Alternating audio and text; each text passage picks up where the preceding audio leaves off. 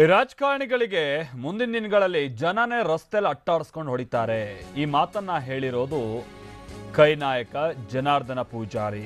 ಅವರ ಶಾಸಕರ ವರ್ತನೆಗೆ ಸಂಬಂಧಪಟ್ಟಂತೆನೇ ಅವರು ಈ ತರದ ಹೇಳಿಕೆಯನ್ನ ಕೊಟ್ಟಿರೋದು. ಆನಂದ್ ಸಿಂಗ್ ಮೇಲೆ ಶಾಸಕ ಜೆಎನ್ ಗಣೇಶ್ ಹಲ್ಲೆ ಪ್ರಕರಣಕ್ಕೆ ಸಂಬಂಧಪಟ್ಟಂತೆ ಮಂಗಳೂರಿನಲ್ಲಿ ಕೈ ನಾಯಕ ಜನಾರ್ದನ್ ಪೂಜಾರಿ ಈ ಹೇಳಿಕೆಯನ್ನ ಕೊಟ್ಟಿದ್ದಾರೆ.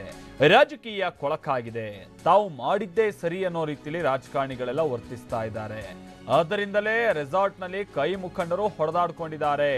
ಇನ್ಮುಂದೆ ದಾರಿಯಲ್ಲಿ ಹೋಗುವಾಗ ಹೊಡೆಯೋದೊಂದೇ ಬಾಕಿ. ಜನರೇ ಇವ್ರನ್ನೆಲ್ಲ ದಾರಿಯಲ್ಲಿ ಹೊಡಿತಾರೆ.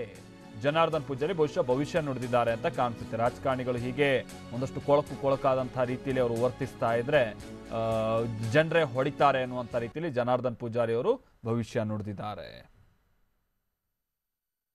ಸಹಜವಾಗಿ ಜನನು ಕೂಡ ಗಮನಿಸ್ತಾ ಇರ್ತಾರೆ. ಒಂದಷ್ಟು ಮಂದಿ ತಾನು ಸಚಿವ ಅನ್ನುವಂಥ ದಿಮಾಕನ್ನ ಕೆಲ ಅಧಿಕಾರಿಗಳ ಮೇಲೆ ತೋರಿಸೋದು, ಇನ್ನೊಂದಷ್ಟು ಮಂದಿ ಸಾರ್ವಜನಿಕರ ಮೇಲೆ ತೋರಿಸೋದು, ನಾನು ಶಾಸಕ, ನನ್ನ ಏರಿಯಾ ಜನ ನನ್ನ ಗೆಲ್ಸ್ ಕಳಿಸಿಯರೆ, ನೀವು ಯಾರು ಕೇಳೋಕೆ ಅನ್ನುವಂಥ ರೀತಿಯಲ್ಲಿ ಪ್ರಶ್ನೆಗಳು, ಈ ಥರದ್ದೆಲ್ಲ ರಾಜಕಾರಣಿಗಳ ದಿಮಾಕು ಯಾವ ಮಟ್ಟಕ್ಕೆ ಹೋಗ್ತಾ ಇದೆ. ಇವ್ರು ಮಾಡಿದ್ದನ್ನ ಹೇಳೋರು ಕೇಳೋರು ಯಾರು ಇಲ್ಲ ಅನ್ನುವಂಥ ರೀತಿಯಲ್ಲಿ ಏನು ಜನರಲ್ ಭಾವನೆ ಇದೆಯಲ್ಲ, ಆ ಭಾವನೆಗೆ ಇವತ್ತು ತಕ್ಕದಾಗೇನೆ ಜನಾರ್ದನ್ ಪೂಜಾರಿ ಅವರು ಭವಿಷ್ಯ ನುಡಿದಿದ್ದಾರೆ. ಕೊಳಕಾಗಿದೆ.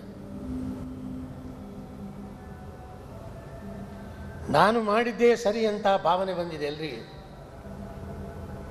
ಅದರ ಪರಿಣಾಮ ದಾರಿಯಲ್ಲಿ ಪೆಟ್ಟು ತಿಂದಿದ್ದಾರೆ. ಇನ್ನು ದಾರಿಯಲ್ಲಿ ಹೋಗುವಾಗ ಜನರು ಇವರಿಗೆ ಹೊಡೆಯುವುದು ಮಾತ್ರ ಒಂದು ಬಾಕಿ.